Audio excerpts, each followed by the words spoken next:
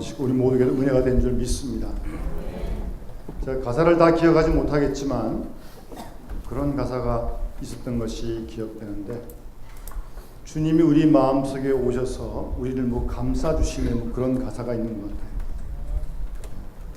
지금 이 시간도 거룩하신 주님이 우리 가운데, 우리 마음에 들어오셔서 또 우리의 마음을 감싸도 주시고, 상한 마음은 치료도 해주시고, 우울하고 낙심된 마음은 또 회복을 시켜주실 줄 믿습니다. 그런 은혜의 역사가 바로 지금 이 시간 있어지길 바라고, 그래서 거룩한 주님을 더 찬양하고 영광 돌리는 우리 모든 믿음의 식구들이 되었으면 하는 마음이 간절합니다. 오늘 우리 팔복 말씀 가운데 5번째 복의 말씀인데, 지난 한 주간 하나님 기뻐하시는 의를 따라 많이 힘쓰셨어요? 저는 대답을 안 하시면 다 그렇게 하셨다고 믿습니다. 그래서 대답을 안 하신 줄로 믿습니다. 어째든지 하나님이 기뻐하시는 의로운 일을 이루어드리기 위해서 줄이고 목말라 하는 그런 삶을 사실 줄로 믿습니다. 그런 주님께서 오늘 5번째로 긍휼히 여기는 사람이 복이 있다고 말씀하십니다. 제가 이 팔복 말씀을 계속 이렇게 전하면서 이 말씀을 계속 묵상하는 중에 제 마음 가운데 그런 마음이 들어요. 여러분들 어떠신지 잘 모르겠는데, 가만히 보면 지금 첫 번째 복, 마음이 가난하고 애통하고 온유하고 의에 줄고 목마르고, 오늘 이 긍휼히 여기는 마음까지, 가만 보면 이 모든 마음들이 바로 예수님의 마음이었다 라고 그렇게 믿어집니다. 저 혼자의 착각입니까? 아니, 성경을 읽어보니까 그렇다는 거예요. 성경을 읽어보니까 저 혼자서 그냥 꿈꾸는 게 아니고요. 여러분, 예수님이 하나님의 아들이시지만 제자를 선택하셔도 기도하셨고, 십자가를 앞두시고도 기도하셨고, 새벽에도 기도하셨고, 그런 마음이 가난한 거 아닙니까? 예수님 마음이 가난하셨어요. 하나님의 아들이시지만. 그리고 예수님이 실제로 우셨어요. 나사로 죽었을 때 우셨고, 멸망하는 예루살렘을 보고 우셨고, 그러면서 애통하는 사람이 행복하다고 말씀하신 거예요. 주님 친히 나는 온유하고 겸손하다고 말씀하셨고, 그런 부분들을 우리가 성경을 읽으면서, 복음을 읽으면서 분명히 느낄 수 있고, 그리고 어쩌든지 우리 주님은 정말 하나님이 기뻐하시는 의를 이루시기 위해서 십자가에 죽기까지 하셨잖아요. 정말 예수님은 의에 줄이고 목마른 그런 행복한 분이셨습니다. 오늘 긍휼히 여기시는 것도 마찬가지고. 그런데 이상한 건요, 그런 예수님을 수십 년 믿는데 별로 우리 속에 그런 마음들이 잘 안 나타나는 게 정말 이상한 거예요. 어떻게 예수님 수십 년 믿는데 그래요? 좀 이상하지 않습니까? 물론 다 그러신 건 아니겠지만 부분적으로 나타날 수도 있겠지만, 그런데 하여튼 목사님 제가 보기엔 좀 아쉬운 마음이 굉장히 많습니다. 아니, 그 예수를 수십 년 믿고 바라보는데, 그분을 마음속에 모시는데 어떻게 그 마음을 안 닮아가는지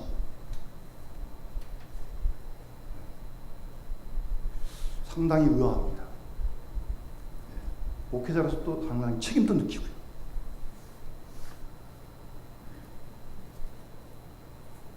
여러분, 하나님 말씀을 잘 읽으시고 우리가 말씀에 따라서 신앙생활을 열심히 해야 합니다. 예배 드릴 때만 딱 보고 그냥 팽개쳤다가 밖에서 막 살다가 또 교회 와서 딱 쳐보고 펴보고, 그런 신앙에 대해서는 곤란하겠죠? 그러지 않을 줄 믿습니다만, 이런 내용들을 예수님이 정말 행하시면서 이렇게 설교하신 거예요. 그래서 마태복음 7장 끝에 가시면 예수님 말씀하시는 게 권세가 있었다 그랬어요. 바리새인 같지 않고 서기관 같지 않고 율법학자 같지 않다는 거예요. 왜요? 이런 말씀들을 행동하시면서 그런 마음을 갖고 계시면서 이런 사람이 행동하다고 말씀하시니까 권세가 있으신 거예요.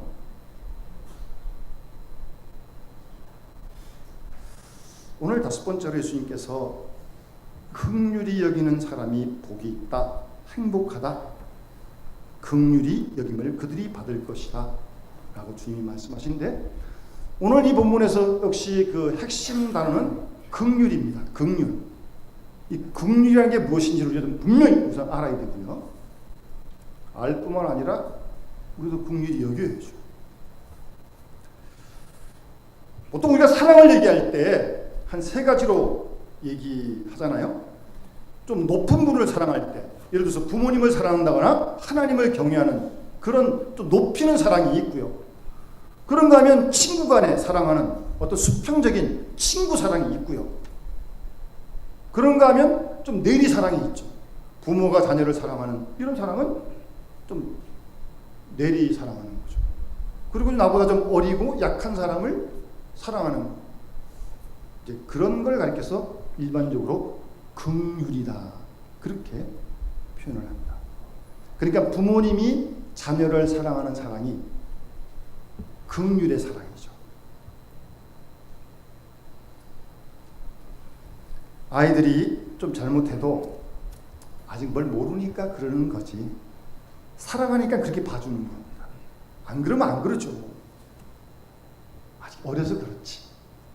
예, 그런 마음으로 사랑해 주는 게 긍휼히 여기는 겁니다. 이해해주고 사랑으로 덮어주는 겁니다. 그게 긍휼입니다. 그런데 오늘 본문을 잘 보시요. 우리가 이 긍휼을 이웃에게 베풀 때 하나님이 우리를 긍휼히 여기시겠다는 겁니다. 예? 긍휼히 우리가 여길 때, 이웃을 긍휼히 사랑할 때, 그럴 때 하나님이 우리를 긍휼히 여기시겠다는 거예요. 오늘 주님 말씀하신 건 바로 그 말씀이에요.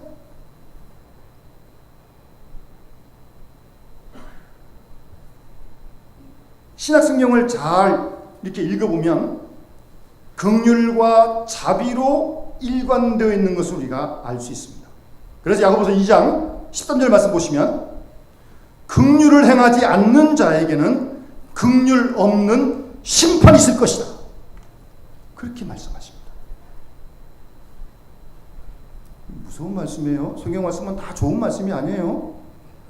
이렇게 좀 무서운 말씀도 있어요. 다 하나님 말씀이죠.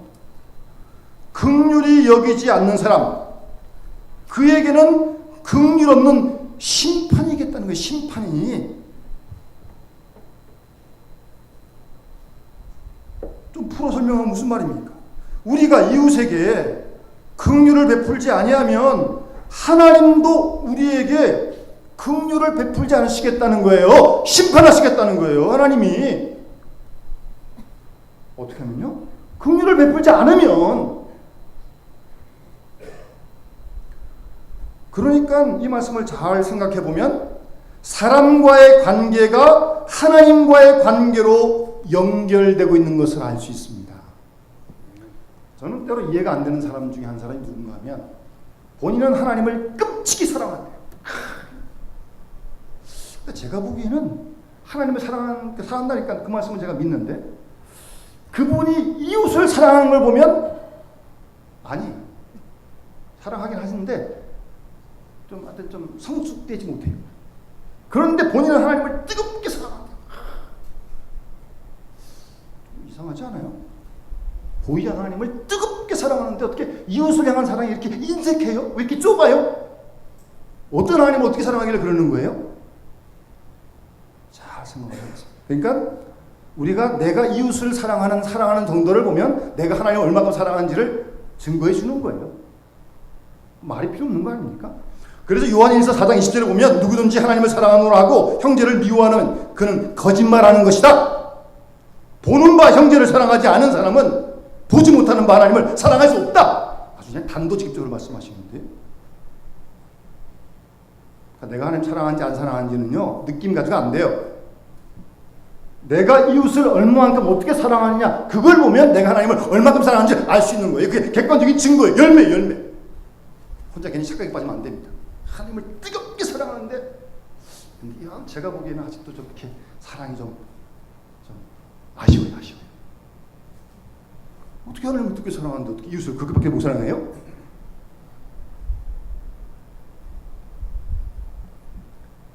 사람과의 관계가 하나님과의 관계로 연결된다는 것을 잘 기억해야 합니다. 또 마태복음 18장 35절 말씀 보시면 너희가 각각 마음으로 형제를 용서하지 아니하면 나의 하늘 아버지께서도 너희에게 이와 같이 하시리라. 이게 무슨 말씀이에요? 각각 마음으로 옆에 있는 이웃, 형제, 자매를 용서하지 않으면 하늘에 계신 아버지께서도 용서 안 하시겠다는 거예요, 우리를. 예? 하나님 말씀을 잘 읽으시면 무서운 말씀이에요. 우리가 형제 용서하지 않으면 하나님께서 우리를 용서하지 않으신다는 아주 무서운 경고의 말씀입니다, 이거는. 여러분, 우리가 용서 안 받고 살 수 있어요? 우리가 매주일 나와서 참회 기도를 드리는 거 아니에요?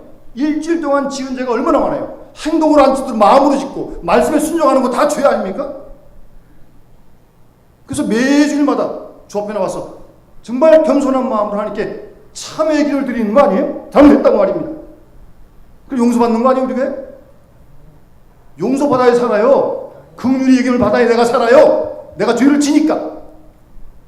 그런데 형제를 용서하지 않으면 하나님께서 용서 안 하시겠다는 겁니다. 예?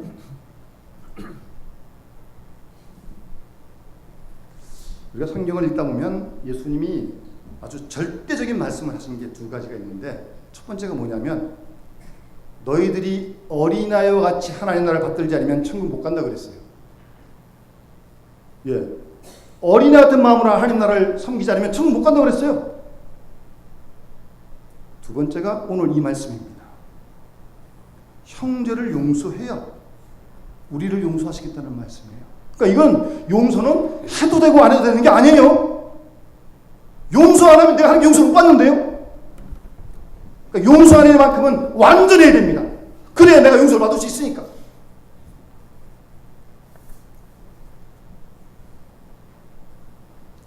여러분, 뭐 근자에 들어서 누구를 용서해 보신 적 있으세요?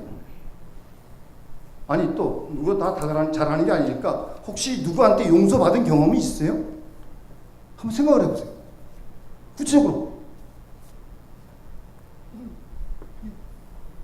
혹시 그런 분이 안 계시길 바라지만 혹시 누구하고 원수 맺은 사람 없어요? 내가 저 사람 죽을 때까지 안 본다. 내가 두고 바라는 보나 안 보나 그냥 속으로 이를 부득부득 가면서 그냥 미워하면서 그냥 막 아주 그냥 시기가 딱 차가지고 아주. 그런 분은 안 계신 것 같은데, 하여튼 그렇게 되면요, 내가 하나님께 은혜를 못 받는다니까요. 그러고도 그렇게 살 거예요? 그렇게 살 수 있어요? 하나님께 은혜 안 받고 긍휼하게 못 받고 살 수 있어요? 그러니 용서라는 거예요. 내가 용서를 하고 내가 긍휼히 여겨야 하나님이 나를 용서하시고 하나님 나를 긍휼히 여기신다는 말씀이라는 거예요. 선택의 여지가 없는 거예요, 이건요. 저는 이게 좀 안타까운 마음이 들 때가 언젠가면, 예수도 안 믿는 사람들이 그래요. 예수 믿는 사람들이 이렇게 속이 좁다. 뭐 세상 사람들 어떻게 뭐 풀고 부르는데 뭐 예수 믿는 사람들 풀지도 않고 꽁 그래가지고 아주. 아이, 그냥 속상해요. 아주. 여러분 속 안 상하십니까? 그렇잖아요. 예수 믿는 사람이 왜 이렇게 속이 좁아요? 그것도 세상 사람이 이렇게 막 비꼬아서 그런 말 하니 얼마나 이렇게 화가 나요.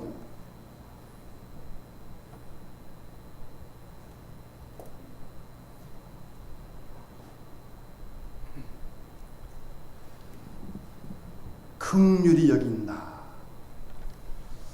이 말은 좀 더 그 깊은 뜻이 있어요.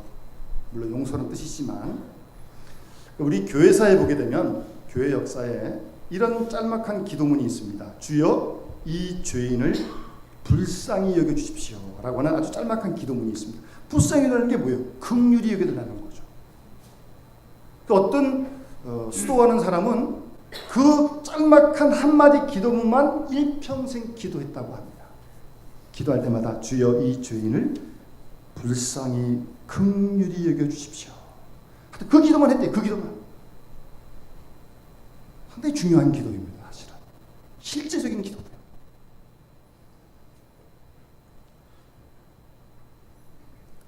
긍휼히 여긴다는 말은 그 원어의 뜻에 접근을 하면 상대방 그 피부 속으로 깊숙이 들어가가지고 그 상대방의 입장에서 그를 이해하는 걸 말하는 겁니다. 그 상대방의 생각, 그 상대방의 마음, 그 상대방의 경험을 함께 공감하는 겁니다. 같이 느끼는 겁니다. 그렇게 사랑하고 그런 마음을 갖는 것이 긍휼히 여깁니다. 여러분, 이렇게 옆에 있는 분들 이렇게 이해하시기가 쉽습니까? 참 상대방을 이해한다는 게 결코 쉽지 않습니다. 생각은 갈지 모르겠지만 그 상대방의 그 마음, 그 감정, 거기까지 그렇게 그 입장으로 정말 쉽지 않아요. 제가 목사니까 많은 사람을 만나잖아요. 제가 아직도 두 부류의 사람은 상당히 어렵습니다. 제가 많이 이해하려고 애를 쓰는데도 제가 전에 있던 교회에서 어떤 여전사님이 일찍 혼자 되셔가지고 딸하고 두 식구 살았어요. 제가 그 전사님의 마음을 헤아리기가 참 어려웠어요. 가끔씩 와서 넋두리 하시거든요.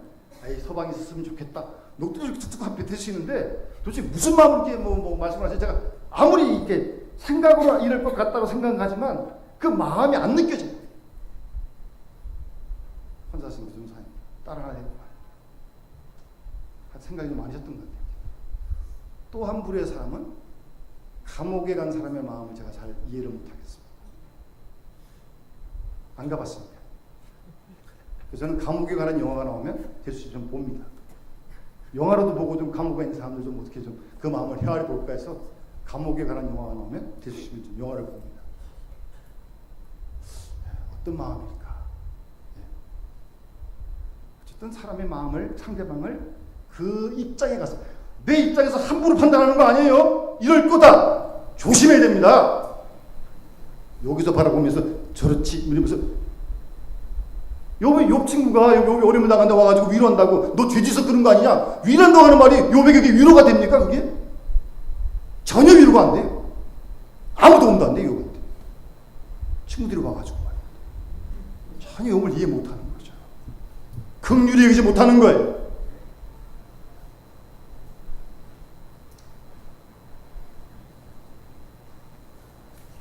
이해하고 그 입장에 가서 그의 마음을 헤아리는 게 어렵습니다.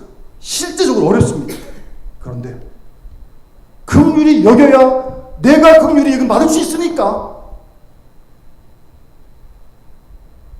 불쌍히 여겨야 한다는 겁니다. 그러니까 어쨌든 긍휼은 말을 바꾸면 어쨌든 용서하는 거죠. 용서란 말로도 바꿀 수 있죠. 상대방의 입장에 가서 그의 입장을 이해할 때 그게 용서가 되니까요. 그러니까 그 마음에 안 가면 이해가 안 돼요. 이해가 안 되니까 용서가 안 되죠. 그래서 프랑스 격언에 이런 격언이 있다고 합니다. 모든 것을 이해한다고 하는 것은 모든 것을 용서한다는 말이다. 그런 프랑스 격언이 있다고 합니다. 분명 이해에는 용서가 있기 때문입니다.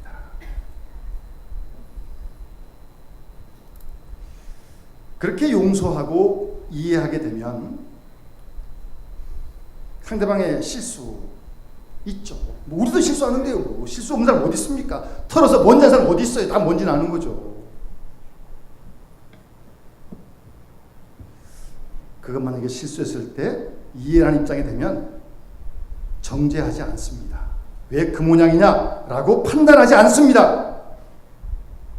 우리 가끔 어머님들이 자녀들 야단칠 때 애들이 가끔 잘못하잖아요. 이렇게 반복해서. 그럴 때 잘못하는 것은 뭘 잘못했는데 너는 왜 항상 그 모양이냐? 그런 말 하잖아요. 진짜 항상 그러는 거예요? 24시간? 한 달 동안? 아니잖아요. 한 번, 두 번 잘못할 때 있긴 한데 그걸 가지고 너는 왜 항상 그 모양이야? 그런다니까요. 이게 잘못된 말이에요. 어떤 일을 잘못했으면 그 한 가지 잘못에 대해서만 딱 야단을 쳐야지. 그걸 다 묶어가지고 너 왜 항상 그 모양이냐? 그건 아주 잘못된 말이에요. 그런 말 하면 안 됩니다. 얘가 얼마나 속상하겠어요? 내 마음도 엄마 모른다 그럴 거 아니에요?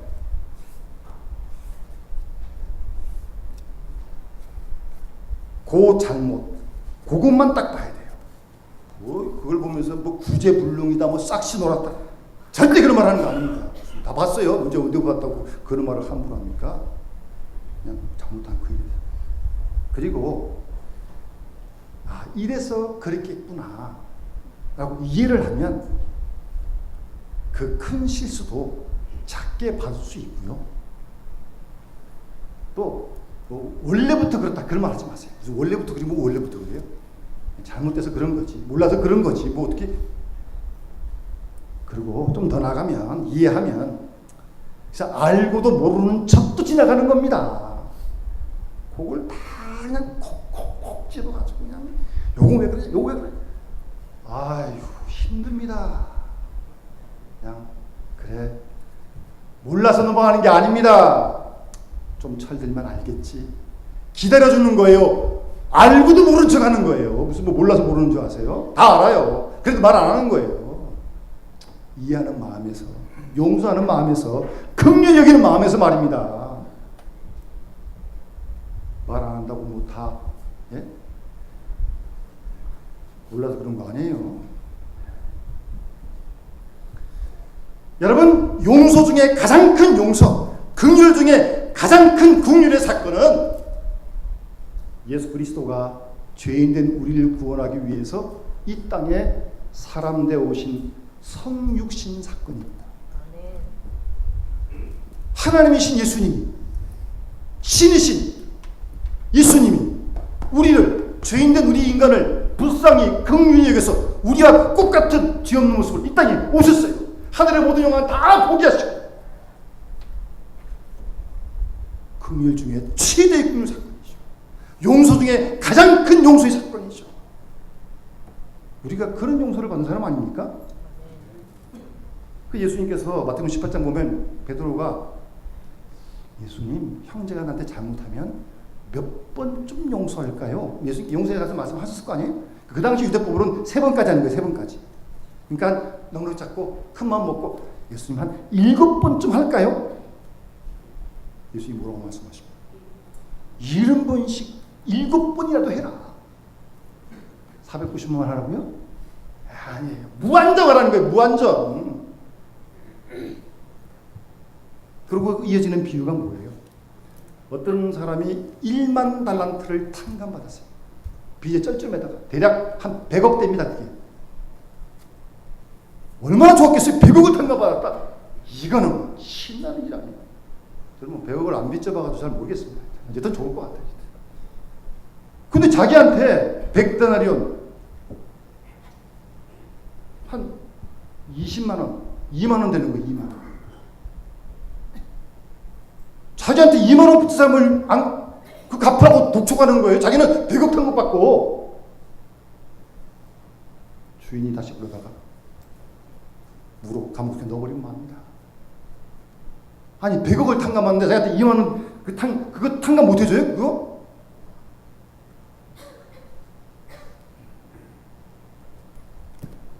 우리가 이미 100억을 탕감받은 사람들이에요. 그러니 우리에게 잘못한 사람들, 2만 원 빚진 사람들, 얼마나 기쁜데 그 정도 나 안 받을게, 안 받을게. 그래야 되는 거 아니에요?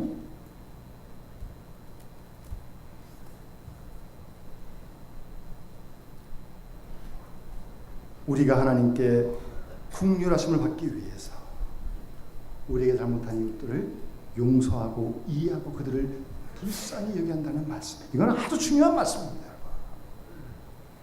예? 선택사항이 아니라 필수예요. 필수. 그러면 이 용서라고 하는 그 사건이 우리에게 어떤 의미를 주느냐? 사실 용서 쉽지 않아요. 잘 안 돼요. 이해도시 어렵지만. 그러니까 하나님 마음으로 돌아가라는 말씀이에요. 뭐 우리 마음이 얼마나 넓어가지고 그 사람 뭐 잘못한 사람 용서하겠어요. 우리 마음 가지고 안 돼요 그거. 또 보면 또 생각나고 또 보면 생각나고 그냥 괘씸하고 믿고 그냥 막. 하나님 마음으로 돌아가야 돼. 우리 마음이. 하나님 마음으로 그를 봐야 그를 용서할 수 있는 거예요. 그렇지 않습니까? 우리가 하나님의 자녀 아닙니까? 하나님의 자녀면 하나님 아버지를 닮아야죠. 에베소 5장에 보게 되면 하나님을 본받으라 그렇게 사도 바울이 말씀하시는데 하나님의 자녀가 하나님 아버지를 본받아야죠. 하나님 마음, 그 마음으로 돌아가야 용서할 수 있는 겁니다. 그래서 부모님들이 잘 이렇게 섬기는 사람 부모님은 그 자녀들도 어떻게 잘 보고 배워가지고 잘 섬기는 걸 잘 섬기더라고요. 또 부모님이 아주 너그러우신 부모님을 둔 자녀들은 또 그걸 배워봐가지고 상당히 너그럽더라고요. 하나님이 우리 아버지신데 우리가 하나님 마음으로 돌아가는 말씀이에요. 그 마음으로 가야 용서할 수 있지 내 마음 가져는 안 됩니다. 우리 마음이 뭐 요거밖에 안 되는데.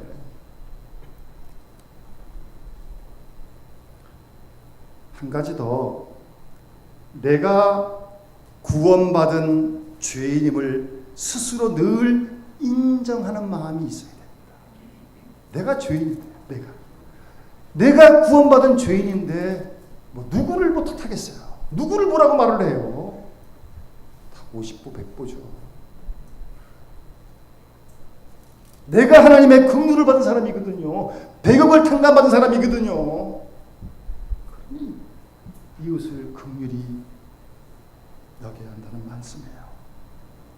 그리고 긍휼인 자가 복이 있다는 말씀은 한 번 긍휼 여기고 한 번 용서하는 게 아니에요. 뭐 우리가 뭐 한 번만 잘못합니까? 계속적으로 긍휼을 힘입어 늘 그 긍휼 속에 살아가라는 그런 말씀이에요. 우리가 하루를 지날 때도 죄진 일이 얼마나 많아요. 또 하나님 그렇게 회개되는 거 아니에요? 하나님의 용서, 긍휼을 우리가 받아야 되잖아요. 하루만 그런 거예요? 내일도 모레도 계속 그런 거 아니에요?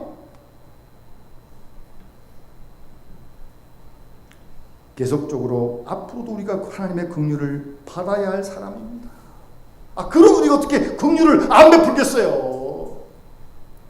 받아야 되는데, 내가 받아야 되는데. 우리는 잘못하면 하나님께 무조건 자기 죄를 용서해 주기를 원합니다. 그렇게 다 하는 게 기도합니다. 그러면서 자기는 자기한테 잘못한 사람 인색하게 말입니다. 그거 하나님 기뻐하시는 거 아닙니다. 빌립보서 4장 5절 말씀 보시면 너희의 관용을 모든 사람에게 알게 하라고 말씀하십니다. 주께서 가까우시니라 라고 말씀하십니다.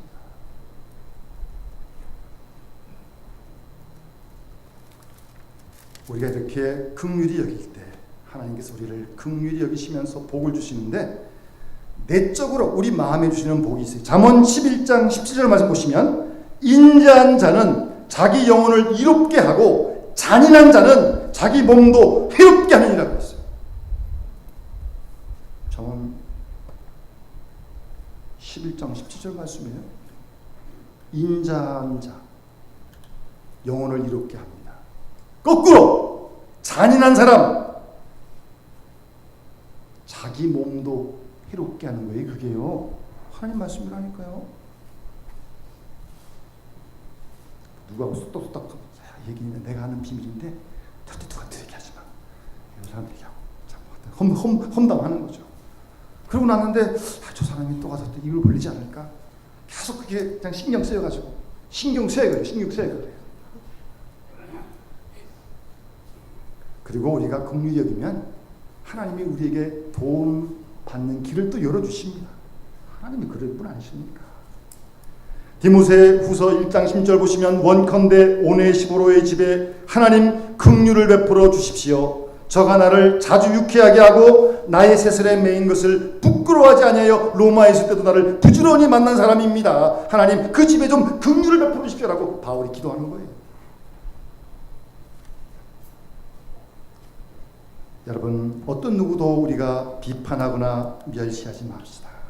어떤 죄인도 불쌍히 여깁시다. 긍휼히 여깁시다.